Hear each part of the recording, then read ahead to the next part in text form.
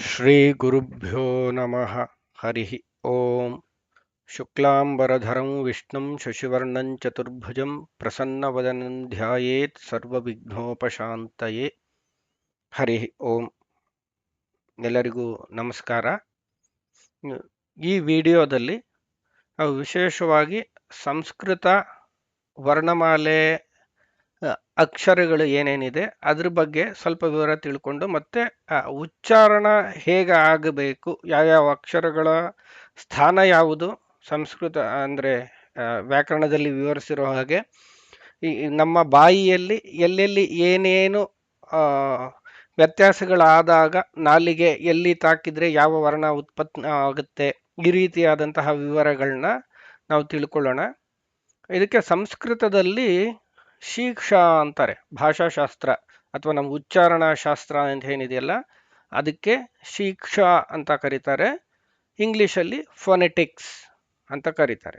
So ಅದಕ್ಕೆ phonetics of Sanskrit ಶಿಕ್ಷಾ ಅಂತ ಹೇಳಿ. ಕೆಲವರಿಗೆ ವೇದಾಧ್ಯಯನ ಮಾಡಿರೋರಿಗೆ ಅಥವಾ ವೇದವನ್ನ ಯೂಟ್ಯೂಬ್ನಲ್ಲಿ ಅಥವಾ ಬೇರೆ ಕಡೆ ಕೇಳಿರೋರಿಗೆ ಇದು ಗೊತ್ತಿರುತ್ತೆ. ತೈತ್ತಿರಿಯೋಪನಿಷತ್ತಿನ ಶುರುವಿನಲ್ಲಿ ಬರುತ್ತೆ, ಶಿಕ್ಷಾಂ ವ್ಯಾಖ್ಯಾಸ್ಯಾಮಃ ವರ್ಣಸ್ವರಃ ಮಾತ್ರಾಬಲಂ ಸಾಮಸಂತಾನಃ ಇತ್ಯುಕ್ತ ಶಿಕ್ಷಾಧ್ಯಾಯಃ ಅಂತ ಬರುತ್ತೆ. ಶಿಕ್ಷಾ ಅಂದ್ರೆ ಏನು ಅಂತಂದ್ರೆ ಅಲ್ಲಿ ಶಿಕ್ಷಾವಲ್ಲಿಯ ಶುರುವಿನಲ್ಲಿ ಹೇಳ್ತಾರೆ, ಶಿಕ್ಷಾಂ ವ್ಯಾಖ್ಯಾಸ್ಯಾಮಃ. ಶಿಕ್ಷಾ ಅಂದ್ರೆ ಏನು ಅಂತ ಹೇಳ್ತೀವಿ. ಶಿಕ್ಷಾ ಅಂತಂದ್ರೆ ಅದರಲ್ಲಿ ವರ್ಣ, ಸ್ವರ, ಮಾತ್ರ ಮತ್ತೆ ಬಲ ಇದಿಷ್ಟು ಇರುತ್ತೆ ಅಂತ ಹೇಳಿ. ಇದಿಷ್ಟನ್ನ ಕಂಟ್ರೋಲ್ ಮಾಡೋದು, ತಿಳ್ಕೊಳ್ಳೋದೇನೋ ಅದಕ್ಕೆ ಶಿಕ್ಷಾ ಅಂತ ಕರೀತಾರೆ. ಇದರಲ್ಲಿ ಮೊದಲನೇಗೆ ಬರೋದು ವರ್ಣಗಳು.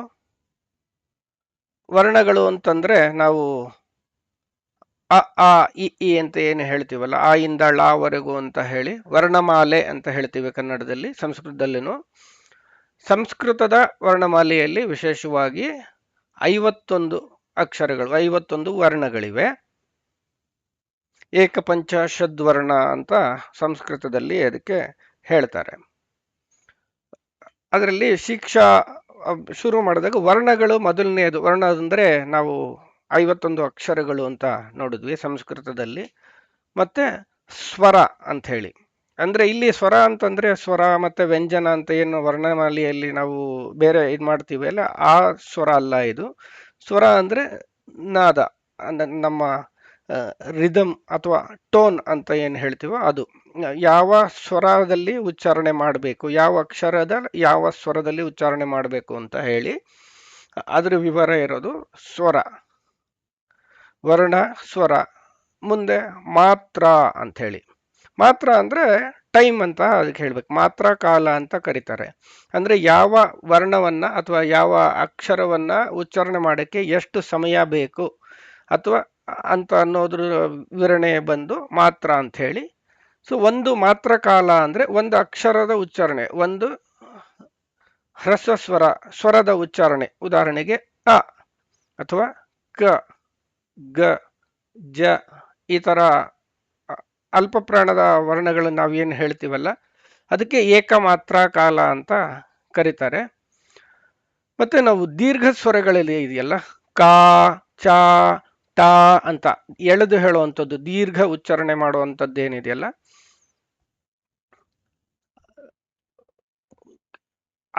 ಅದಕ್ಕೆ 2 ಮಾತ್ರ ಕಾಲ ಅಂತ ಹೇಳ್ತಾರೆ. ಲಘು, ಗುರು ಅಂತೆಲ್ಲ ನಾವು ಇದು ಸ್ಕೂಲಲ್ಲಿ ಓದುವಾಗ ವ್ಯಾಕರಣವನ್ನ ಕೇಳಿದ್ವಿ. ಲಘು, ಗುರು ಅದರಲ್ಲಿ ಏಕಮಾತ್ರ ಕಾಲ, 2 ಮಾತ್ರ ಕಾಲ, 1 ಮಾತ್ರ ಕಾಲ, 2 ಮಾತ್ರ ಕಾಲ ಅಂತ ಹೇಳಿ ಅಲ್ಲಿ ಅದನ್ನ ತಿಳ್ಕೊಳ್ಬೇಕು.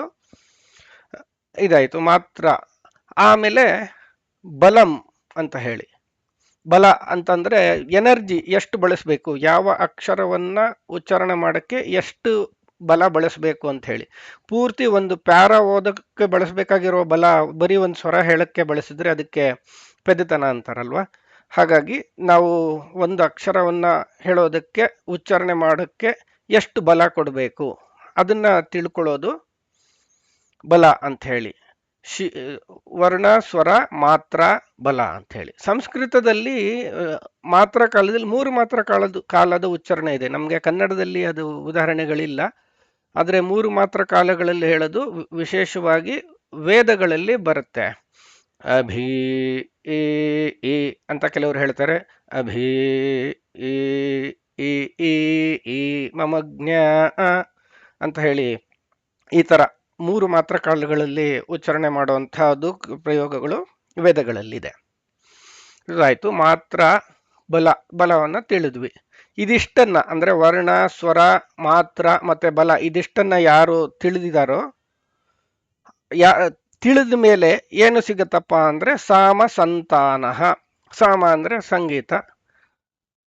ಇಲ್ಲಿ ಏನಂದ್ರೆ ಯಾರು ಈ ವರ್ಣ ಸ್ವರ ಮಾತ್ರ ಬಲ ಇದನ್ನೆಲ್ಲ ಚೆನ್ನಾಗಿ ತಿಳ್ಕೊಂಡು ಆ ಇಂಟೋನೇಷನ್ ಇದನ್ನೆಲ್ಲ ಚೆನ್ನಾಗಿ ಅರ್ಥ ಮಾಡಿಕೊಂಡು ಎಷ್ಟು ಯಾವ ಅಕ್ಷರವನ್ನ ಹೇಗೆ ಬಳಸಬೇಕು, ಹೇಗೆ ಉಚ್ಚಾರಣೆ ಮಾಡಬೇಕು, ಎಷ್ಟು ಸಮಯದಲ್ಲಿ ಮಾಡಬೇಕು ಅಂತ ತಿಳ್ಕೊಂಡು ಮಾತಾಡ್ತಾನೋ ಅವ್ರ ಮಾತು ಸಂಗೀತದಂತೆ ಇರುತ್ತೆ ಅಂತ ಹೇಳಿ ನಮಗೆ ರಾಮಾಯಣದಲ್ಲಿ ಇದಕ್ಕೊಂದು ಉದಾಹರಣೆ ಸಿಗುತ್ತೆ.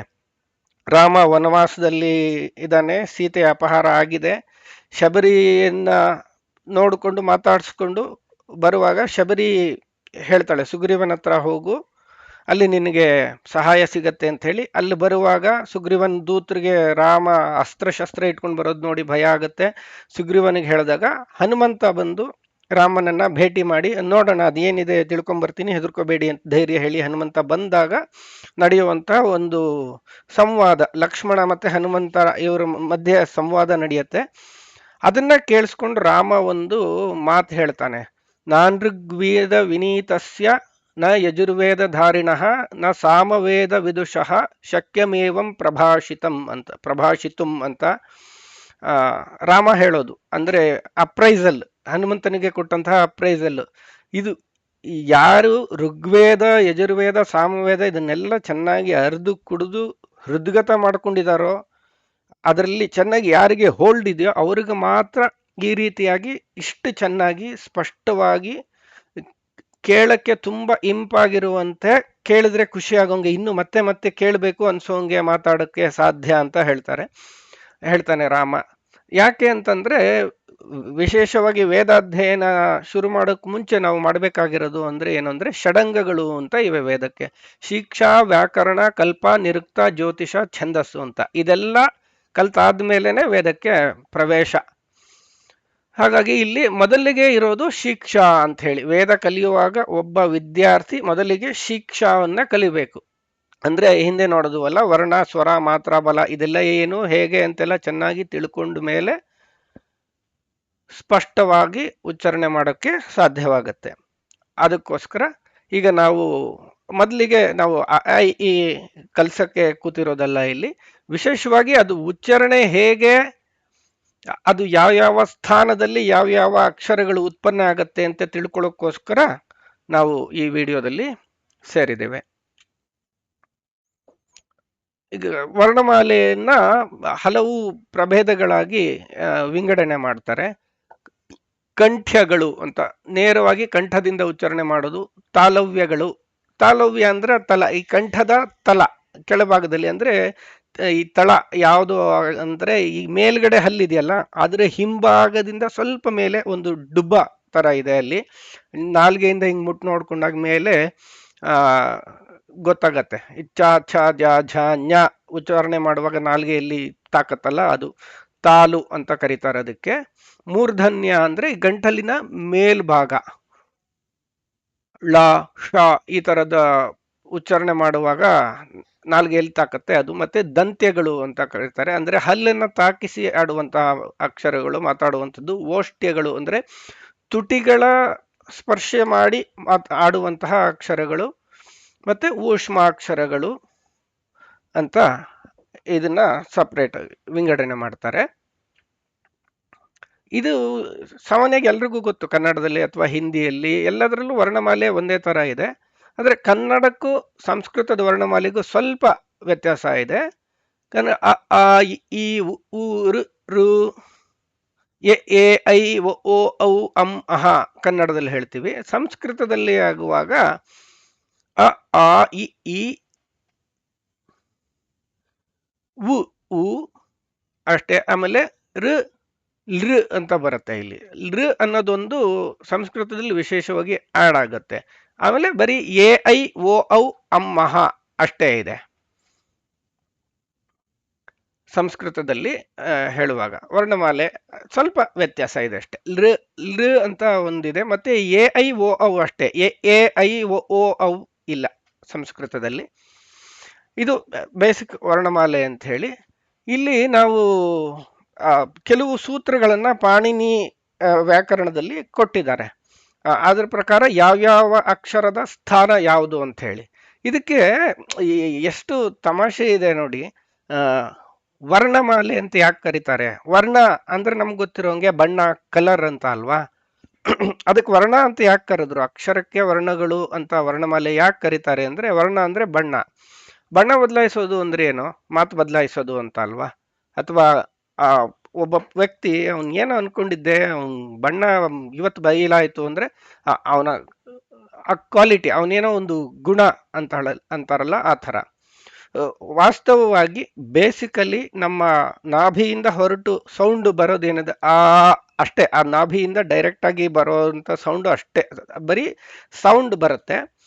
ಆ ಸೌಂಡ್ಗೆ ಬೇರೆ ಬೇರೆ ಕಲರು ಈ ನಾಲಿಗೆ ಸ್ಪರ್ಶದಿಂದ, ನಾಲಿಗೆ ಒಂದೊಂದು ಕಡೆ ಹಲ್ಲು ತಾಕ್ಸಿದ ಹೇಳುವಾಗ ಒಂದು ಕಲರು ಅಂದ್ರೆ ವರ್ಣ, ತುಟಿ ತಾಕ್ಸಿದ್ರೆ ಒಂದು ವರ್ಣ, ಬೇರೆ ಬೇರೆ ಬಾಯಿಯ ಬೇರೆ ಬೇರೆ ಜಾಗದಲ್ಲಿ ನಾಲಿಗೆ ತಾಕ್ತಿದ್ದಂಗೆ ಅದ್ರ ಆ ನಾದ, ಆ ಸೌಂಡ್ ಏನಿದೆ ಅದ್ರ ಬಣ್ಣ ಬದಲಾಗ್ತಾ ಹೋಗುತ್ತೆ.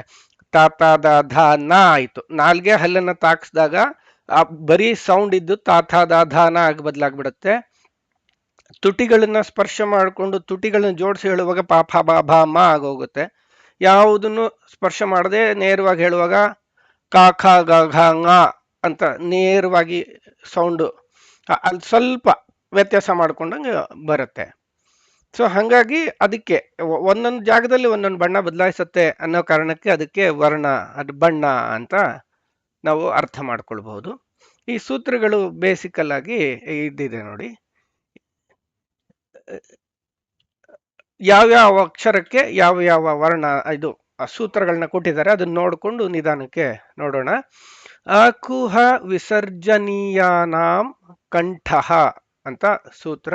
ಅಂದ್ರೆ ಅಕಾರ ಪೂರ್ತಿ ಕವರ್ಗ ಕ ಖ ಗ ಘ ङ ಅಂತ ಹೇಳಿ, ಮತ್ತೆ ಹ, ಆಮೇಲೆ ವಿಸರ್ಗ ಏನ್ ಬಳಸ್ತೀವೋ ಅಮ್ಮ ಆದ್ಮೇಲೆ ಅಹ ಅಂತ ಬಳಸ್ತೀವಲ್ಲ ವಿಸರ್ಗ, ಅದು ಇದೆಲ್ಲವನ್ನ ಕಂಠ್ಯಗಳು ಅಂತ ಕರೀತಾರೆ. ಅಕುಹ ವಿಸರ್ಜನೀಯಾನಾಂ ಕಂಠ ಅಂದ್ರೆ ಇವೆಲ್ಲಗಳ ಅಕ್ಷರಗಳ ಸ್ಥಾನ ಕಂಠ ಅಂತ ಹೇಳಿ.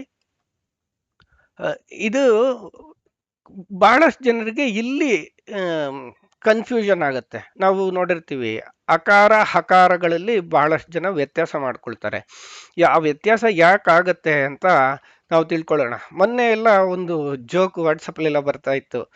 ಯಾವುದೋ ಮಗು ಬಂದು ಹೇಳತ್ತಂತೆ, ಅಮ್ಮ ನಮ್ಮ ಮಿಸ್ಸು ಹಾಟುಳ ಬರ್ಕೊಂಡ್ ಬರಕ್ ಹೇಳಿದ್ದಾರೆ, ಹಾಟುಳ ಬರ್ಕೊಂಡ್ ಬರಕ್ ಹೇಳಿದ್ದಾರೆ ಅಂತ.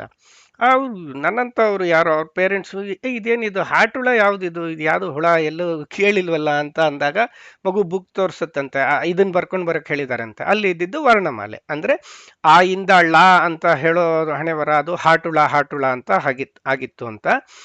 ಹಾಗಾಗಿ ನಾವು ಅದನ್ನ ವ್ಯತ್ಯಾಸ ಹೇಗಾಗುತ್ತೆ ತಿಳ್ಕೊಂಡು ಆದಷ್ಟು ತಪ್ಪು, ಯಾರಿಗೆ ಆ ತಪ್ಪಾಗ್ತಿದೆ ಅಂತ ಗೊತ್ತಾಗಿದೆ ತಿದ್ಕೊಳಕ್ ಆಗ್ತಿಲ್ಲ ಅನ್ನೋರಿಗೆ ಹೆಲ್ಪ್ ಮಾಡಕ್ಕೋಸ್ಕರ ಇದು ನಮ್ಮ ಪ್ರಯತ್ನ. ಇಲ್ಲಿ ನೋಡಿ, ಅ ಬರೀ ಅ ಅಂತ ಉಚ್ಚಾರಣೆ ಮಾಡುವಾಗ ಇಲ್ಲಿ ಕಂಠದ ಹತ್ರ, ಗಂಟ್ಲ ಹತ್ರ ಇಲ್ಲಿ ಒಂದ್ ಕಡೆ ಹಿಡ್ದಂಗ್ ಆಗುತ್ತೆ, ಮತ್ತೆ ಸ್ವಲ್ಪ ಶ್ರಿಂಕ್ ಆಗುತ್ತೆ, ಅದು ಪ್ರೆಸ್ ಆಗುತ್ತೆ ಅ ಅಂತ ಉಚ್ಚಾರಣೆ ಮಾಡುವಾಗ. ಅದೇ ಹ ಹೇಳುವಾಗ ಪೂರ್ತಿ ಗಂಟ್ಲು ಕಂಠ ಓಪನ್ ಆಗಿ ಪೂರ್ತಿ ಗಾಳಿ ಹೊರಗೆ ಬರುತ್ತೆ, ಅಲ್ಲಿ ಯಾವುದೇ ಶ್ರಿಂಕ್ ಆಗಲ್ಲ, ನೇರವಾಗಿ ಬರುತ್ತೆ. ಇಲ್ಲಿ ನೋಡಿ, ನೀವು ಒಂದು ಇಲ್ಲಿ ಪ್ರಯತ್ನ ಹೇಗೆ ಮಾಡ್ಬೇಕಂದ್ರೆ ಬಾಯಿಗೆ ಕೈನ ಅಡ್ಡ ಇಟ್ಕೊಳ್ಳಿ. ಅ ಅಂದಾಗ ಜಾಸ್ತಿ ಗಾಳಿ ಹೊರಗೆ ಬರಲ್ಲ.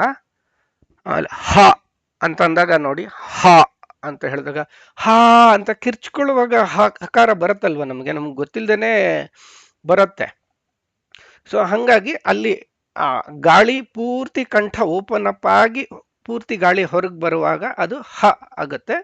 ಆ ಗಂಟ್ಲಲ್ಲಿ ಸ್ವಲ್ಪ ಶ್ರಿಂಕ್ ಆಗಿ ಹಿಡಿದು ಬರೋದು ಆ. ಸೊ ಹಂಗಾಗಿ ಅ ಮತ್ತೆ ಕ ಖ ಗ ಘ ङ ಹ ಮತ್ತೆ ವಿಸರ್ಗ ಇದೆಲ್ಲವೂ ಕೂಡ ನೇರವಾಗಿ ಕಂಠದಲ್ಲಿ ಉತ್ಪನ್ನವಾಗುವಂತಹ ಅಕ್ಷರಗಳು, ವರ್ಣಗಳು. ಆಮೇಲೆ ತಾಳವ್ಯಗಳು ಅಂತ ನೆಕ್ಸ್ಟ್. ಈಚು ಯಶಾನಾಂ ತಾಲುಹು ಅಂತ ಸೂತ್ರ. ಈ ಈ ಅ ಆ, ಇ ಬರುತ್ತಲ್ಲ, ಈ ಅದು ಮತ್ತೆ ಯಾರಾಲಾವಗಳ ಯ. ಆಮೇಲೆ ಶ, ಇದರಲ್ಲೂ ಬಹಳಷ್ಟು ಜನಕ್ಕೆ ಇಲ್ಲೂ ಕನ್ಫ್ಯೂಸ್ ಆಗುತ್ತೆ. ಶ ಇದು ಎಲ್ಲ ಕೆಲವ್ರು ಏನಂತ ಅಂದ್ರೆ ಈ ಯಾರ ಲಾವ ಶೇಷ ಅಂತ ಹೇಳ್ಕೊಂಡು ಹೋಗ್ತಾರೆ. ಅದು ಶ ಹೋಗ್ಬಿಟ್ಟು ಶೇಷ ಆಗ್ಬಿಟ್ಟಿರತ್ತೆ. ಸೊ ಅದೆಲ್ಲ ತಪ್ಪುಗಳನ್ನ ಆದಷ್ಟು ತಿದ್ದುಕೊಳ್ಳೋ ಪ್ರಯತ್ನ ಮಾಡೋಣ. ಇಲ್ಲಿ ಈಚು ಯಶಾನಾಂ ತಾಲುಹು. ತಾಲು ಅಂತಂದ್ರೆ ನಾವು ಅವಾಗಲೇ ಕೇಳಿದ್ವಿ, ಈ ಮೇಲ್ಗಡೆ ಹಲ್ಲಿನ ಒಳಭಾಗ ಅಂದ್ರೆ ಹಿಂಭಾಗದಿಂದ ಸ್ವಲ್ಪ ಮೇಲಕ್ಕೆ ಅಲ್ಲೊಂದು ಡುಬ್ಬ ಇರುತ್ತೆ, ಹಂಪ್ ತರ. ಅಲ್ಲಿ ನಾಲ್ಗೆ ತಾಕುವಾಗ ಅಥವಾ ಅದರ ಹತ್ರ ನಾಲ್ಗೆ ಹೋಗುವಾಗ ಈ ವರ್ಣಗಳು ಬರುತ್ತೆ. ಈ ಅನ್ನುವಾಗ ನಾಲ್ಗೆ ನೋಡಿ ಸ್ವಲ್ಪ ಹತ್ರ ಹೋಯ್ತು, ಯ ಅನ್ನುವಾಗ ಇನ್ನೊಂದು ಸ್ವಲ್ಪ ಜಾಸ್ತಿ ಹತ್ರ ಹೋಯ್ತು, ಶ ಹೇಳುವಾಗ ಚ ಛ ಜ ಝ ಞ ಇದೆಲ್ಲ ಹೇಳುವಾಗ ಪೂರ್ತಿ ನಾಲ್ಗೆ ಆ ಡುಬ್ಬಗೆ ತಾಕತ್ತೆ. ಈ ಯ ಶ ಚ ಛ ಜ ಝ ಞ ನೋಡಿ, ಅದನ್ನ ಗಮನಿಸ್ಕೊಂಡಾಗ ಇದು ವ್ಯತ್ಯಾಸಗಳು ಗೊತ್ತಾಗತ್ತೆ. ಈಚು ಯಶಾನಾಂ ತಾಲುಹು ಅಂತ ಹೇಳಿ. ಮುಂದಿನದು ಸೂತ್ರ ಋ ಟ ರಷಾಣಾಂ ಮೂರ್ಧ. ಋ ಟ ರಷಾಣಾಂ ಮೂರ್ಧ ಅಂತ ಹೇಳಿ. ಮೂರ್ಧ ಅಂದ್ರೆ ಈ ಡುಬ್ಬ ಏನಿದೆಯಲ್ಲ, ಈಗ ಹೇಳಿದ್ವ ಅಲ್ಲಿಂದ ಇನ್ನೂ ಒಂದ್ ಸ್ವಲ್ಪ ಮೇಲೆ ಹೋದ್ರೆ ಕಂಠದ ಮೇಲ್ಭಾಗ, ಅದು ಮೂರ್ಧ ಅಂತಾರೆ. ಇದಕ್ಕೆ ನಾವು ಹಿಂದೆ ನೋಡಿದ್ವಲ್ಲ, ಇದಕ್ಕೆ ತಾಲವ್ಯಗಳು ಅಂತಾರೆ, ಆಮೇಲೆ ಕಂಠ್ಯಗಳು ಅಂತಾರೆ, ಇದಕ್ಕೆ ಮೂರ್ಧನ್ಯಗಳು ಅಂತಾರೆ. ಆ ಮೇಲ್ಗಡೆ ನಾಲಿಗೆ ತಾಕಿ ಉಂಟಾಗುವಂತಹ ಅಕ್ಷರಗಳು. ಒಂದು ಋ ಋ ಋಷಿ ಅಂತ ಹೇಳ್ತೀವಲ್ಲ, ಈ ಋ ಉಚ್ಚಾರಣೆ ಮಾಡ್ತೀವಲ್ಲ, ಅದು ಮೇಲ್ಗಡೆ ತಾಕುತ್ತೆ. ಆಮೇಲೆ ಪೂರ್ತಿ ಟವರ್ಗ ಟ ಠ ಡ ಢ ಣ ಅದನ್ನ ಗಮನಿಸ್ಕೊಳ್ಳಿ. ಆಮೇಲೆ ರ ರ ಅಂತ ಹೇಳ್ತಾ ರಮ್ಯ, ರಮ, ರಸ ಇದೆಲ್ಲ ಏನು ಹೇಳ್ತೀವಲ್ಲ ರ. ಅದಕ್ಕೆ ಇಲ್ಲಿ ಸಂಸ್ಕೃತದಲ್ಲಿ ಎಲ್ಲದಕ್ಕೂ ಅಕಾರ, ಉಕಾರ, ಟಕಾರ, ಮಕಾರ ಅಂತ ಕರೀತಾರೆ. ಆದ್ರೆ ರಾಗ್ ಮಾತ್ರ ರಕಾರ ಅಂತ ಕರೆಯಲ್ಲ, ರೇಫ ಅಂತ ಕರೀತಾರೆ. ಯಾಕಂದ್ರೆ ಈ ರೇಫ ಅಂದ್ರೆ ಏನಂದ್ರೆ ಜಿರಳೆ ಮೀಸೆ. ಈ ಜಿರಳೆ ಮೀಸೆ ಗಮನಿಸಿದ್ರೆ ಅದು ಒಂದ್ ಸ್ವಲ್ಪ ಹಿಂಗ ಕ್ರಾಸ್ ಆಗಿ ಬಂದಿರುತ್ತೆ, ಅದು ನೋಡಿರ್ತಾರಲ್ಲ. ರಾನು ಕೂಡ ಅದೇ ಸ್ಟೈಲಲ್ಲೇ ಬರೆಯೋದು, ಹಂಗಾಗಿ ರಾಗೆ ರೇಫ ಅಂತ ಕರೀತಾರೆ. ಮತ್ತೆ ಇನ್ನೊಂದು ಶ, ಇದು ಈ ಹಿಂದೆ ನಾವು ತಾಲವ್ಯದಲ್ಲಿ ಶ ಹೇಳಿದ್ವಲ್ಲ, ಶಿವ, ಶಂಕರ, ಶರ್ಮ, ಶಂಭು ಇದೆಲ್ಲ ಹೇಳುವಾಗ ಶ ಉಪಯೋಗಿಸ್ತೀವಿ. ಅದಕ್ಕೆ ತಾಲವ್ಯ ಶಕಾರ ಅಂತಾರೆ. ಕೆಲವು ಕಡೆ ನೇರವಾಗಿ ಸುಮ್ಮನೆ ಹೇಳ್ಕೊಳಕ್ಕೆ ಏನಂತಂದ್ರೆ ಅಂದ್ರೆ ಶಂಕರ ಶಕಾರ, ಷಣ್ಮುಗ ಶಕಾರ ಅಂತ ಹೇಳ್ತಾರಲ್ಲಿ. ಇದಕ್ಕೆ ಮೂರ್ಧನ್ಯ ಅಂತಾರೆ. ಷಣ್ಮುಗ ಇದೆಲ್ಲ ಇದೆಯಲ್ಲ. ಆಮೇಲೆ ಕಶ್ಮಲ, ರಕ್ಷಾ, ಕ್ಷ ಇದೆಯಲ್ಲ, ಕ್ಷರ, ಇದಕ್ಕೆಲ್ಲ ಅಕ್ಷರ ಹೇಳ್ತಾರಲ್ಲ, ಇದಕ್ಕೆಲ್ಲ ಶ ಉಪಯೋಗಿಸ್ತಾರೆ. ಅದಕ್ಕೆ ಮೂರ್ಧನ್ಯ ಶಕಾರ ಅಂತಾರೆ. ಅದು ಹಿಂದೆ ಹೇಳಿದ್ದು ಶಕಾರ, ಶ ಶ. ಇದು ಹೆಂಗೆ ಅಂದ್ರೆ ಯ ರ ಲ ವ ಶ ಷ ಸ ಹ ಳ ಕ್ಷ ತ್ರ ಜ್ಞ ಇದಿಷ್ಟು ಹಿಂಗೆ ಹೇಳೋದು ನಾವು. ಇದಿಷ್ಟು ಮೂರ್ಧನ್ಯಗಳು ಅಂತ ಕರೀತಾರೆ. ಋ ಟ ಠ ಡ ಢ ಣ ಶ ಮತ್ತೆ ಳ. ಶ ಮತ್ತು ಳ ಹೆಚ್ಚು ಕಮ್ಮಿ ಒಂದೇ ಜಾಗದಲ್ಲಿ ಬಳಸ್ತಾರೆ. ಸಂಸ್ಕೃತದಲ್ಲಿ ಇಲ್ಲಿ ನೋಡಿ, ಇಲ್ಲೂ ಸೂತ್ರದಲ್ಲೂ ಅಷ್ಟೇ ಳ ಇಲ್ಲ, ಲಕಾರವನ್ನ ಬಳಸಿಲ್ಲ. ಯಾಕಂದ್ರೆ ಪಾಣಿನಿಯ ವ್ಯಾಕರಣದ ಪ್ರಕಾರ ಲಕಾರ, ಪಾಣಿನಿ ಳ ಅನ್ನ ಸ್ವೀಕಾರ ಮಾಡಿಲ್ಲ. ಆದ್ರೆ ಪ್ರಾಚೀನ ವೈದಿಕ ಸಂಸ್ಕೃತದಲ್ಲಿ ಅಥವಾ ರಾಮಾಯಣ, ಮಹಾಭಾರತ, ಪುರಾಣಗಳು ಅಥವಾ ಕೆಲವು ಬೇರೆ ಪ್ರಾಚೀನ ಕವಿಗಳು, ಮಧ್ವಾಚಾರ್ಯರು ಇವರೆಲ್ಲರ ಬಳಕೆಯಲ್ಲಿ ಳ ಉಪಯೋಗ ಇದೆ. ಕಾಳ ಮತ್ತೆ ಕಾಲ ಇವೆರಡು ಈ ತರ ವ್ಯತ್ಯಾಸಗಳು ಇದೆ. ಅಂದ್ರೆ ಬೇರೆ ಬೇರೆ ಅರ್ಥ ಆಗುತ್ತೆ. ಅದು ಎರಡನ್ನು ಕಾಲಕ್ಕೂ ಕಾಲ, ಕಾಳಕ್ಕೂ ಕಾಳ ಅಂತ, ಕಾಳಕ್ಕೂ ಕಾಲ ಅಂದ್ಬಿಟ್ರೆ ಅದು ಅರ್ಥ ವ್ಯತ್ಯಾಸಗಳಾಗಲ್ಲ. ಅದಕ್ಕೋಸ್ಕರ ಅದನ್ನ ನಾವು ಇಟ್ಕೊಂಡಿದೀವಿ. ಅಂದ್ರೆ ಯಾರು ಈ ವೈದಿಕ ಸಂಸ್ಕೃತವನ್ನ ಕಲಿಯಕ್ಕೆ ಬಯಸ್ತಾರೋ ಅವ್ರುಗಳು ಳಕಾರವನ್ನ ಉಪಯೋಗಿಸ್ತಾರೆ.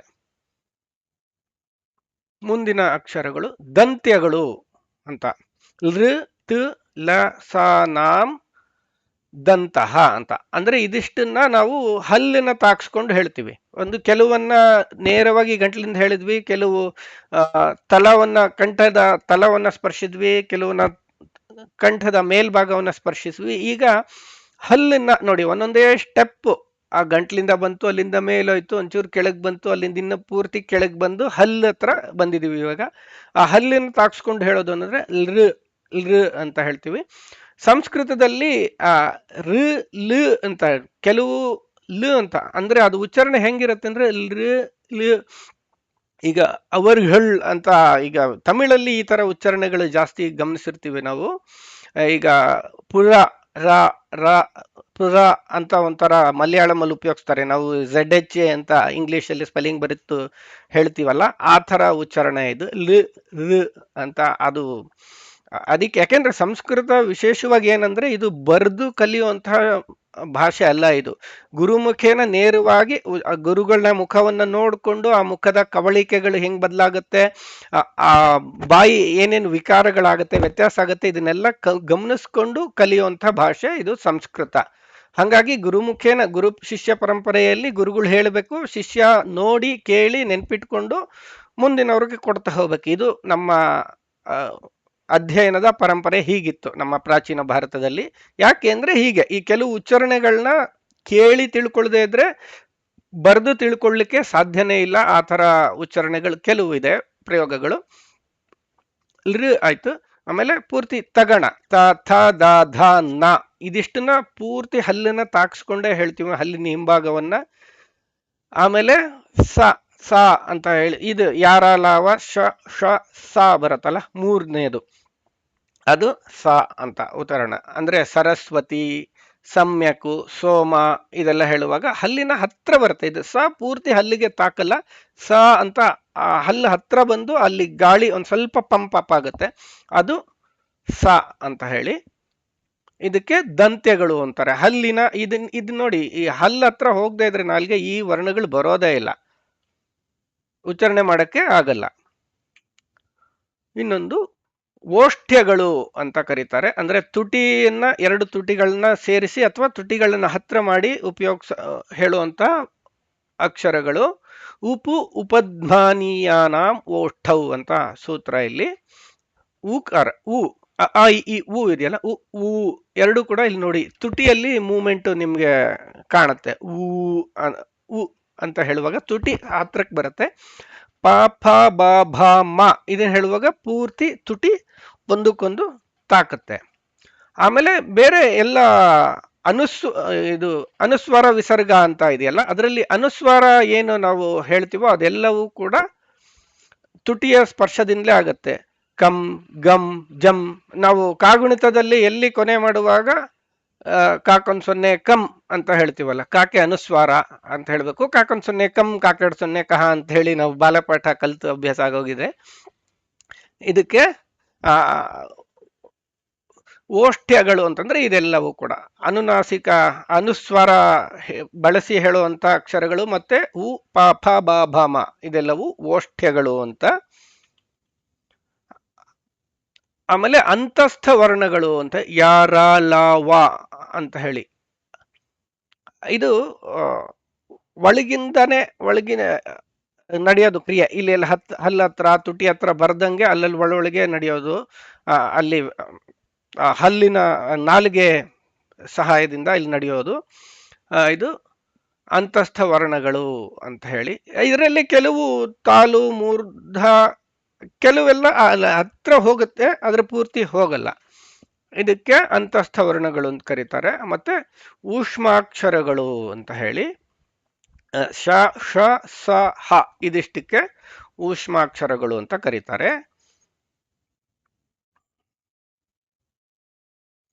ಇದಿಷ್ಟು ವರ್ಣಮಾಲೆ, ಅದರ ಅಕ್ಷರಗಳ ಸ್ಥಾನ ಇದು. ಆದ್ರೆ ಈಗ ವ್ಯಾಕರಣದಲ್ಲಿ ಮುಂದೆ ಈ ಪದಗಳನ್ನ ಜೋಡಿಸಿ ಹೇಳುವಾಗ ಉಚ್ಚಾರಣೆಗಳು ಬದಲಾಗುತ್ತೆ. ಅನುಸ್ವಾರ ಹೋಗಿ ಇನ್ನೊಂದು ಅಕ್ಷರ ಬರುತ್ತೆ, ವಿಸರ್ಗ ಹೋಗಿ ಇನ್ನೊಂದೇನೋ ಆಗುತ್ತೆ. ಈ ತರ ವ್ಯತ್ಯಾಸಗಳು ಯಾಕಾಗತ್ತೆ? ಅದ್ರ ವ್ಯಾಕರಣದಲ್ಲಿ ಕೆಲವು ಅದಕ್ಕೆ ಸೂತ್ರಗಳನ್ನ ಮತ್ತೆ ನಿಯಮಗಳನ್ನ ಕೊಟ್ಟಿದ್ದಾರೆ, ರೂಲ್ಸ್ ವ್ಯಾಕರಣದಲ್ಲಿ. ಅದನ್ನ ಮುಂದೆ ತಿಳ್ಕೊಳ್ತಾ ಹೋಗೋಣ.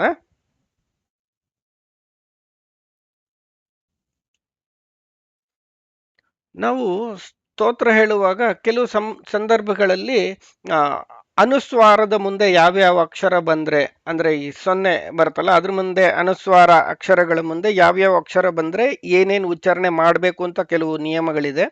ಸ್ತೋತ್ರ ಹೇಳುವಾಗ ಅಥವಾ ವೇದ ಹೇಳುವಾಗ ಇದು ಬಹಳ ಮುಖ್ಯ. ಅವಾಗ ಮಾತ್ರ ನಾವು ಸ್ಪಷ್ಟವಾಗಿ ಸ್ತೋತ್ರಗಳನ್ನ ಅಥವಾ ಯಾವುದೇ ಇದನ್ನ ಹೇಳೋದಕ್ಕೆ ಅನುಕೂಲ ಆಗುತ್ತೆ, ವೇದ ಮಂತ್ರಗಳನ್ನ. ಅದನ್ನ ಒಂದೊಂದೇ ನೋಡೋಣ. ಅನುಸ್ವಾರ ಅಂತಂದ್ರೆ ಈ ಕಂ ಗಮ್ ಅಂತ ಆ ಸೊನ್ನೆಯಿಂದ ಎಂಡ್ ಆಗೋದೇನಿದೆಯಲ್ಲ, ಅಲ್ಲಿ ಹೇಗೆ ಉಚ್ಚಾರಣೆ ಮಾಡಬೇಕು ಅಂದ್ರೆ, ಅಲ್ಲಿ ಅನುಸ್ವಾರದ ಮುಂದೆ ಯ ಬಂದ್ರೆ ನೀ ಅಂತ ಅದನ್ನ ಯಾನ ನಾವು ಅನುನಾಸಿಕವಾಗಿ ಯಾ ಹೇಳಬೇಕು. ಅನುನಾಸಿಕಗಳು ಅಂದ್ರೆ ಗೊತ್ತಲ್ಲ, ಆ ಇದು ಞಮ ಞಣ ನಂ ಚ ಛ ಜ ಝ ಞ, ಅದು ಮತ್ತೆ ಕಗಣದಲ್ಲಿ ङ ಇದೆಲ್ಲ ಇದೆಯಲ್ಲ, ಞಮ ಞಣ ನಂ, ಇದೆಲ್ಲವನ್ನ ನಾವು ಅನುನಾಸಿಕಗಳು ಅಂತ ಕರಿತೇವೆ.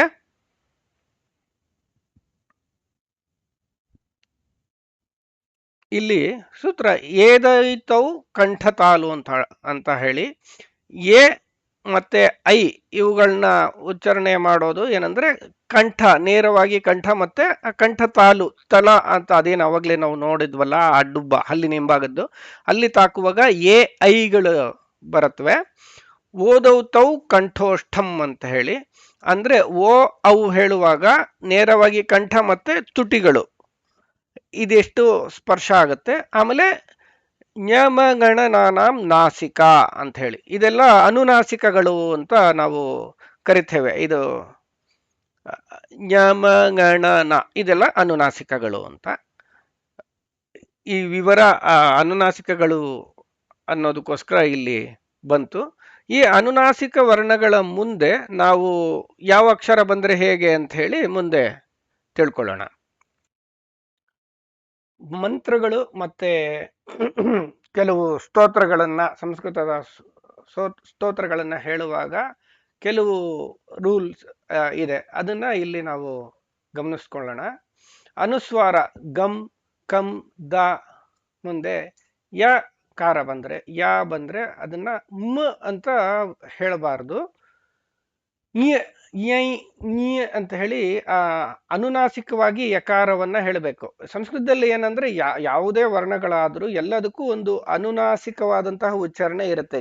ಕೆಲವು ಸಂದರ್ಭಗಳಲ್ಲಿ ವೇದಗಳಲ್ಲಿ ಅಥವಾ ಸ್ತೋತ್ರಗಳಲ್ಲಿ ಹೇಳುವಾಗ ಕ ಗ ಗ ಅಂತ ಹಿಂಗೆ ಜ ಅನುನಾಸಿಕವಾಗಿ ಸ್ಪರ್ಶ ಮಾಡಿಕೊಂಡು ಹೇಳ್ತೀವಿ. ಅಲ್ಲಿ ನಾವು ಇಲ್ಲಿ ನೋಡುವಾಗ ನ್ಯೂನಾತಿರಿಕ್ತ ಯತ್ಕಿಂಚಿತ್ ಯತ್ಕಿಂಚ ಈ ರೀತಿಯಲ್ಲಿ ಹೇಳಬೇಕು ನಾವು.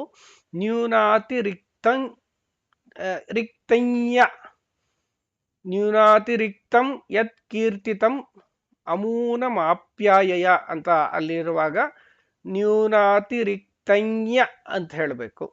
ಈಗ ನೋಡಿ, ತಚ್ಛಮ್ಯೋರಾವೃಣೀಮಹೆ ಅಂತ ವೇದ ಮಂತ್ರ ನಾವು ತಚ್ಛಮ್ಯೋರಾವೃಣೀಮಹೆ ಅಂತ ಹೇಳ್ತೀವಿ.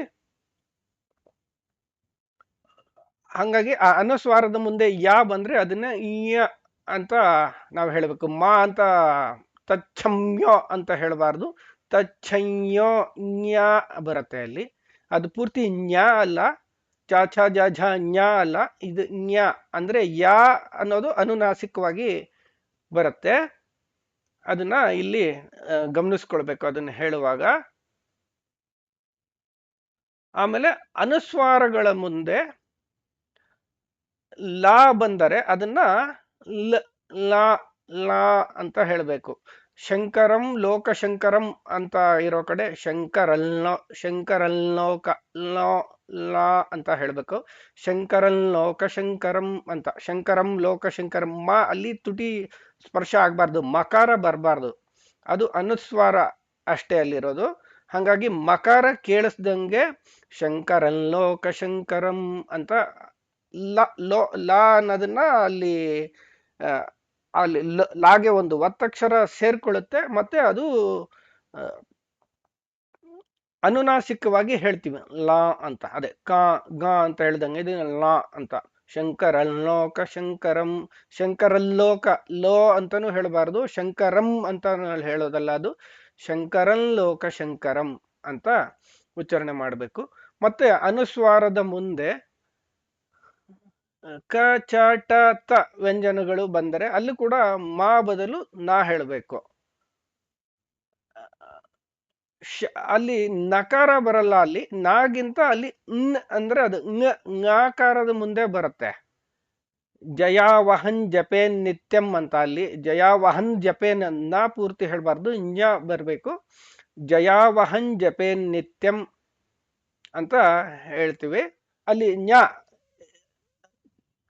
ಅಂದ್ರೆ ಜನರಲ್ ಆಗಿ ಏನಂತಂದ್ರೆ, ಈಗ ನಾವು ಯಾವ ವರ್ಗದ ಅಕ್ಷರಗಳಿರುತ್ತೆ ಅನುನಾಸಿಕದ ಅಂದ್ರೆ ಅನುಸ್ವಾರದ ಮುಂದೆ ಯಾವ ವರ್ಗದ ಅಕ್ಷರಗಳು ಬರುತ್ತೋ ಆ ವರ್ಗದ ಅನುನಾಸಿಕ ಅಕ್ಷರ ಏನಿದೆಯೋ ಅದು ಅಲ್ಲಿ ಬಂದು ಕೂತ್ಕೊಳ್ಳುತ್ತೆ. ಹಾಗೆ ಅದನ್ನ ಉಚ್ಚಾರಣೆ ಮಾಡಬೇಕು. ಈಗ ನೋಡಿ, ಇಲ್ಲಿ ಜಾಗೆ ಞ ಅನ್ನೋದು ಕೊನೆಯಲ್ಲಿ ಬರುತ್ತೆ ಅನುನಾಸಿಕವಾಗಿ. ಅಲ್ಲಿಗೆ ಜಯಾವಹನ್ ಜಪೇನ್ ನಿತ್ಯಂ ಞ ಅಂತ ಅಲ್ಲಿ ಬಳಸಬೇಕು.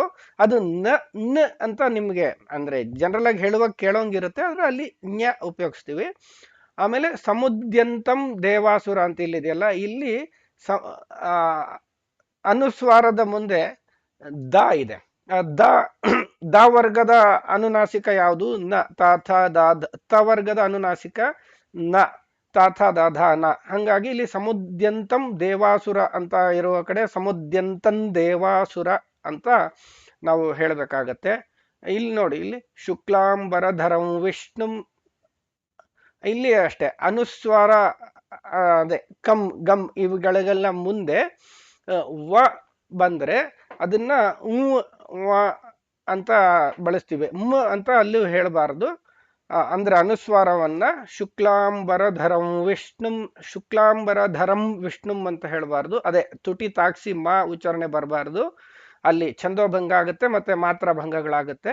ಅದಕ್ಕೋಸ್ಕರ ಅದನ್ನ ಹೇಳುವಾಗ ಶುಕ್ಲಾಂಬರಧರಂ ವಿಷ್ಣುಂ ಅಂತ ಅನುನಾಸಿಕವಾಗಿ ವಕಾರವನ್ನ ಅಲ್ಲಿ ಹೇಳಬೇಕಾಗತ್ತೆ, ಶುಕ್ಲಾಂಬರಧರಂ ವಿಷ್ಣುಂ ಅಂತ.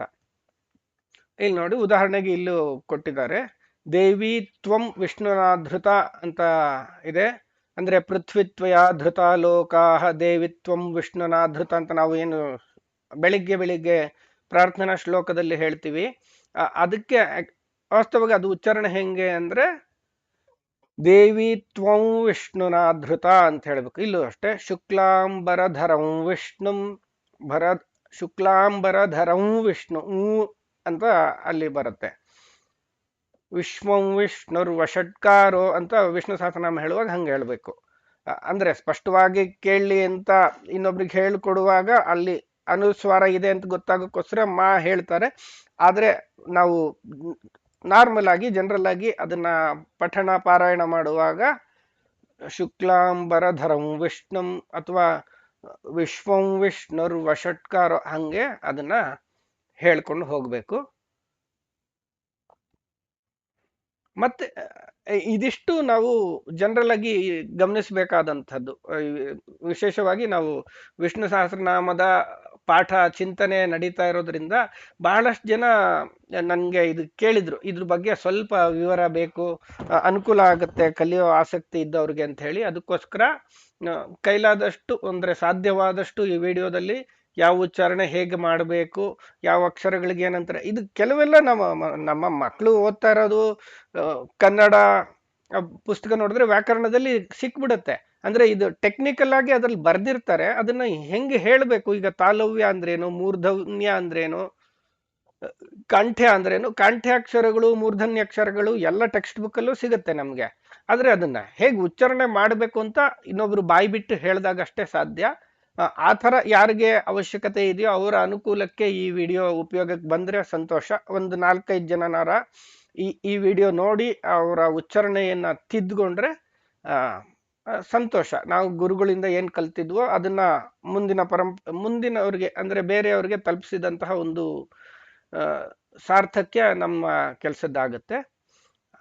ಹಾಗಾಗಿ ಸೊ ಈಗ ಇಷ್ಟಕ್ಕೆ ನಾವು ಈ ಉಚ್ಚಾರಣೆ ಅಥವಾ ಶಿಕ್ಷಾ ಅಂತ ಏನು ಇದೆ ಇದ್ರ ಬಗ್ಗೆ ಸ್ವಲ್ಪ ನಮ್ಮ ಕೈಲಾದಷ್ಟು ಚಿಂತನೆ ಮಾಡಿದ್ವಿ. ಆದಷ್ಟು ಕಲ್ತ್ಕೊಳ್ಳೋಣ. ಆ, ಏನಾಗುತ್ತೆ, ಎಷ್ಟೇ ನಾವು ಟೆಕ್ನಿಕಲ್ ಆಗಿ ಗ್ರಾಮೆಟಿಕಲ್ ಆಗಿ ಕಲ್ತ್ರು ಕೂಡ ಈಗ ನಾವು ಬಾಲಪಾಠ ಅಂತ ಕಲ್ತು ಬಿಟ್ಟಿರ್ತೀವಿ. ಈಗ ನನಗೂ ಕೂಡ ನಾವು ಚಿಕ್ಕ ವಯಸ್ಸಲ್ಲಿ ಏನೇನ್ ಕಲ್ತ್ನೋ ಅದು ಫಸ್ಟ್ ಅದೇ ಬಂದ್ಬಿಡುತ್ತೆ. ಅಂದ್ ಬಲವಂತವಾಗಿ ಈ ವ್ಯಾಕರಣದ ನಿಯಮಗಳನ್ನ ಅಳವಡಿಸ್ಕೊಂಡು ಮುಂದೆ ಮುಂದೆ ಹೋಗ್ತಾ ಹೋಗ್ತಾ ಕಲ್ತ್ಕೊಳ್ಳೋಂಥ ಸ್ಥಿತಿಯಲ್ಲೇ ನಾನು ಕೂಡ ಇದ್ದೀನಿ. ಯಾಕೆಂದ್ರೆ ಬಾಲಪಾಠ ಆಗುವಾಗ್ಲೇ ಇದೆಲ್ಲ ಯಾರು ಹೇಳ್ಕೊಟ್ಟಿರ್ಲಿಲ್ಲ ಅಥವಾ ಕಲ್ತಿರ್ಲಿಲ್ಲ. ಅಂದ್ರೆ ಬಹುಶಃ ಆ ವಯಸ್ಸಿಗೆ ಇದನ್ನೆಲ್ಲ ಹೇಳ್ಕೊಟ್ರೆ ತಲೆಗೆ ಹೋಗಲ್ಲ ಅನ್ನೋ ಕಾರಣಕ್ಕೆ ಹೇಳಿರ್ಲಿಕ್ಕಿಲ್ಲ ನಮ್ ಗುರುಗಳು. ಮುಂದೆ ಹೋಗ್ತಾ ಹೋಗ್ತಾ ಕಲ್ತ್ಕೊಳ್ಬೇಕಾದ ವಿಷಯಗಳು ಅಂತ. ಯಾಕೆಂದ್ರೆ ಚಿಕ್ಕ ವಯಸ್ಸಲ್ಲೇ ಎಲ್ಲ ಒಟ್ಟಿಗೆ ಹೇಳ್ಬಿಟ್ರೆ ಎಲ್ಲ ತಲೆಗೆ ಹೋಗಲ್ಲ ಅದು. ಹಾಗಾಗಿ ಸ್ಟೆಪ್ ಬೈ ಸ್ಟೆಪ್ ಕಲ್ತ್ಕೊಳ್ಳುವಂತಹ ಪ್ರೊಸೀಜರ್ ಇದೆಲ್ಲ. ಭಾಷೆ ಅನ್ನೋದು ಕ್ರಮಶಃ ಹೋಗ್ತಾ ಹೋಗ್ತಾ ಇದನ್ನ ಕಲ್ತ್ಕೊಂಡು ಹೋಗ್ಬೇಕು. ಹಂಗಾಗಿ ನಾವು ಇದುವರೆಗೂ ಏನೇನು ಉಚ್ಚಾರಣೆಯಲ್ಲಿ ತಪ್ಪು ಮಾಡಿದೀವಿ ಅದನ್ನ ಸಾಧ್ಯವಾದಷ್ಟು ಈ ಎಲ್ಲ ನಾವು ವ್ಯಾಕರಣದ ನಿಯಮಗಳನ್ನ ನೋಡ್ಕೊಂಡು ಅದ್ರ ಪ್ರಕಾರ ಹೇಳ್ತಾ ಹೋಗೋಣ. ಯಾಕೆಂದ್ರೆ ಸಾಮಾನ್ಯವಾಗಿ ಮಾತಾಡುವಾಗ ವ್ಯಾಕರಣದ ಅವಶ್ಯಕತೆ ಇಲ್ಲ. ವ್ಯಾಕರಣ ಬಳಸ್ಕೊಂಡು ಮಾತಾಡಿದ್ರೆ ಯಾರೋ ಏಲಿಯನ್ ನೋಡ್ದಂಗ್ ನೋಡ್ತಾರೆ. ತುಂಬಾ ಸ್ಪಷ್ಟವಾಗಿ ಕನ್ನಡ ಮಾತಾಡ್ಬಿಟ್ರೇನೆ ಯಾವ ಊರ್ ಗುರು ನಿಂದು ಅಂತ ಕೇಳ್ತಾರೆ ಜನ. ಕನ್ನಡ ಮನುಷ್ಯರಿಗೆ ಅರ್ಥ ಆಗೋ ಕನ್ನಡದಲ್ಲಿ ಮಾತಾಡಪ್ಪ ಅಂತ ಬಯಸ್ಕೋಬೇಕಾಗುತ್ತೆ. ಹಾಗಾಗಿ ಆಡು ಮಾತಿನಲ್ಲಿ ಏನಾರ ಬಂದ್ಕೊಳ್ಳಿ, ಅದು ನಮಗೆ ಸಂಬಂಧ ಇಲ್ಲ. ಅದು ಅವರವ್ರ ಖುಷಿಗೆ ಅವ್ರವ್ರು ಮಾತಾಡ್ಕೊಳ್ತಾರೆ. ಆದ್ರೆ ಒಂದು ಸ್ತೋತ್ರವನ್ನು ಅಥವಾ ಮಂತ್ರವನ್ನು ಹೇಳುವಾಗ ಅದಕ್ಕೆ ಅದನ್ನ ನಿಯಮಬದ್ಧವಾಗಿ ಹೇಳಬೇಕಾಗತ್ತೆ. ಅದಕ್ಕೋಸ್ಕರ ಈ ವ್ಯಾಕರಣದ ನಿಯಮಗಳು ಇದೆಲ್ಲ ಏನಿದೆ ಇದೆಲ್ಲ ಅಂದ್ರೆ ಲಿಟರಲ್ ಅಂತ ಏನ್ ಹೇಳ್ತೀವ, ಲಿಟ್ರರಿ, ಅದನ್ನ ನಾವು ಸಾಹಿತ್ಯಕ ಭಾಷೆ ಅದರಲ್ಲಿ ಬಳಸುವಾಗ ಸ್ಪಷ್ಟವಾಗಿ ಆದಷ್ಟು ಉಚ್ಚಾರಣೆ ಮಾಡೋಣ. ಯಾಕೆಂದ್ರೆ ಅದು ಯಾರೇ ಒಬ್ರು ಹಿರಿಯರು ಋಷಿಗಳು ಏನೋ ಒಂದು ಪರಂಪರೆಯಲ್ಲಿ ಕೊಡುವಾಗ ಸ್ತೋತ್ರವನ್ನು ಮಂತ್ರವನ್ನು ಅದ್ರ ಹಿಂದೆ ಒಂದು ಸ್ಪಷ್ಟವಾದ ಉದ್ದೇಶ ಇರುತ್ತೆ. ಆ ಉಚ್ಚಾರಣೆ ಹಿಂದೆಯೂ ಒಂದು ವಿಶೇಷ ಉದ್ದೇಶಗಳಿರುತ್ತೆ. ಅದರಿಂದ ಸಿಗ್ಬೇಕಾದಂತ ಅದರಿಂದ ಏನೇನು ಶಕ್ತಿ ಉಂಟಾಗಬೇಕು, ಅದ್ರ ಫಲ ಏನಿರುತ್ತೆ ಅದೆಲ್ಲವನ್ನು ಕೂಡ ಅದು ಸಿಗ್ಬೇಕಂದ್ರೆ ಅದನ್ನ ಸ್ಪಷ್ಟವಾಗಿ ಉಚ್ಚಾರಣೆ ಮಾಡಿರ್ಬೇಕು. ಅವಾಗ ಮಾತ್ರ ಅವರ ಉದ್ದೇಶ ಏನಿತ್ತು, ವಕ್ತೃ ತಾತ್ಪರ್ಯ ಅಂತ ಏನ್ ಹೇಳ್ತಾರೆ ಅದು ಎಲ್ಲವೂ ಆ ವಾಕ್ಯದ ಅರ್ಥವಾಗಲಿ ಅದ್ರ ಉಚ್ಚಾರಣೆ ಆಗಲಿ ಎಲ್ಲವೂ ಆ ವಕ್ತೃ ಹೇಗೆ ಕೊಟ್ಟಿದ್ದಾರೆ, ಪರಂಪರೆಯಲ್ಲಿ ಹೇಗೆ ಬಂದಿದೆ ಅದನ್ನು ಕಲ್ತ್ಕೊಳ್ಳೋದು ಹೇಳೋದು ನಮ್ಮ ಕರ್ತವ್ಯ. ಆ ಕರ್ತವ್ಯನ ನಿಭಾಯಿಸೋಣ. ಕೈಲಾದಷ್ಟು ಮುಂದೆ ಹೋಗ್ತಾ ಹೋಗ್ತಾ ತಿದ್ದುಕೊಂಡು ಅತ್ಯಂತ ಸ್ಪಷ್ಟವಾಗಿ ಏನಾಗುತ್ತೆ, ನಾವು ಸ್ಪಷ್ಟವಾಗಿ ಈಗ ಚೆನ್ನಾಗಿ ಕಲ್ತಿರೋ ಒಂದಷ್ಟು ಜನ ವೇದ ವಿದ್ವಾಂಸರು ಒಟ್ಟಿಗೆ ಒಂದು 10 ಜನ ಕೂತ್ಕೊಂಡು ಒಂದೇ ಸ್ವರದಲ್ಲಿ ಒಂದೇ ನಾದದಲ್ಲಿ ವೇದ ಮಂತ್ರಗಳನ್ನೋ ಸ್ತೋತ್ರಗಳನ್ನ ಹೇಳುವಾಗ ಅದನ್ನ ಕೇಳುವಷ್ಟು ಹೊತ್ತು ನಾವಾಗಿರಲ್ಲ. ಲೋಕನೆಲ್ಲ ಮರ್ತು ಮಂತ್ರಮುಗ್ಧರಾಗಿ ಕೇಳ್ತಾ ಕೂತಿರ್ತೀವಿ. ಯಾಕೆಂದ್ರೆ ಅದು ಆ ನಾದಕ್ಕೆ ಇರುವಂತಹ ಶಕ್ತಿ. ಹಂಗಾಗಿ ನಾವು ಕೂಡ ಆದಷ್ಟು ಚೆನ್ನಾಗಿ ಸ್ಪಷ್ಟವಾಗಿ ತುಂಬಾ ಸ್ಪೀಡಾಗಿಯೋ ಅಲ್ಲದೆ ತುಂಬಾ ನಿಧಾನಕ್ಕೆಯೋ ಅಲ್ಲದೆ ಆ ಥರ ಹೇಳೋದನ್ನ ನಾವು ಅಭ್ಯಾಸ ಮಾಡೋಣ. ಮುಂದಿನ ಮತ್ತೆ ನಾವು ಬೇರೆ ವಿಡಿಯೋಗಳಲ್ಲಿ ವಿಷ್ಣು ಸಹಸ್ರನಾಮ ಚಿಂತನೆ ಅದನ್ನ ಏನಿದೆ ಅದನ್ನ ಕಂಟಿನ್ಯೂ ಮಾಡೋಣ. ಇದು ಮಧ್ಯದಲ್ಲಿ ಅನುಕೂಲ ಆಗ್ಲಿ ಕಲಿಯೋರ್ಗೆ ಅನ್ನೋ ಕಾರಣಕ್ಕೋಸ್ಕರ ಇದನ್ನ ಸೇರಿಸಿದ್ದೇವೆ. ಎಲ್ಲರಿಗೂ ಧನ್ಯವಾದಗಳು ಮತ್ತು ನಮಸ್ಕಾರ. ಶ್ರೀ ಗುರುಭ್ಯೋ ನಮಃ. ಹರಿ ಓಂ. ಯಾರಿಗಾದ್ರೂ ಈ ವಿಡಿಯೋದಲ್ಲಿ ಅಥವಾ ಏನಾರ ತಪ್ಪುಗಳು ಕಂಡ್ರೆ ಅದನ್ನ ಖಂಡಿತವಾಗಿ ಕಾಮೆಂಟ್ಗಳಲ್ಲಿ ತಿಳಿಸಿ. ಇದರಲ್ಲಿ ಏನಾರು ತಪ್ಪಿದ್ರೆ ನಾನು ತಿದ್ದುಕೊಳ್ತೀನಿ, ಒಟ್ಟಿಗೆ ತಿದ್ದುಕೊಂಡು ಮುಂದೆ ಹೋಗೋಣ. ಅಥವಾ ಇದರಲ್ಲಿ ಏನಾರ ಅನುಮಾನಗಳಿದ್ರೆ, ಡೌಟ್ಗಳೇನಾರ ಇದ್ರೆ, ಉಚ್ಚಾರಣೆಯಲ್ಲಿ ಏನಾರ ಸಹಾಯ ಬೇಕು ಕಲಿಯುವಾಗ ಅಂತಂದ್ರೆ ಖಂಡಿತವಾಗಿ ಕಮೆಂಟ್ನಲ್ಲಿ ತಿಳಿಸಿ. ನಮ್ಮ ಕೈಲಾದಷ್ಟು ಸಹಾಯ ಮಾಡೋಕ್ಕೆ, ಅಥವಾ ಕಮೆಂಟ್ನಲ್ಲಿ ಬೇರೆ ಯಾರು ನೋಡ್ತಾರೋ ಅವರು ಅದಕ್ಕೆ ಸೊಲ್ಯೂಷನ್ಗಳು ಕೊಡಬಹುದು. ಅಥವಾ ನಾನೇ ಆ ಕಮೆಂಟನ್ನು ನೋಡಿದ್ರೆ ನನ್ನ ಕೈಲಾದಷ್ಟು ಸಹಾಯ ಮಾಡೋಕ್ಕೆ ಪ್ರಯತ್ನ ಮಾಡ್ತೀನಿ. ನಿಮಗೆ ಏನಾರ ಅನುಮಾನಗಳಿದ್ರೆ ಅಥವಾ ಇದರಲ್ಲಿ ತಪ್ಪಿದ್ರೆ ದಯವಿಟ್ಟು ಕಮೆಂಟ್ ಮೂಲಕ ತಿಳಿಸಿ. ಅದನ್ನ ತಿದ್ದುಕೊಂಡು ಮುಂದೆ ಹೋಗುವಂತ ಪ್ರಯತ್ನ ಮಾಡೋಣ. ಧನ್ಯವಾದಗಳು. ಶ್ರೀ ಗುರುಭ್ಯೋ ನಮಃ. ಹರಿ ಓಂ.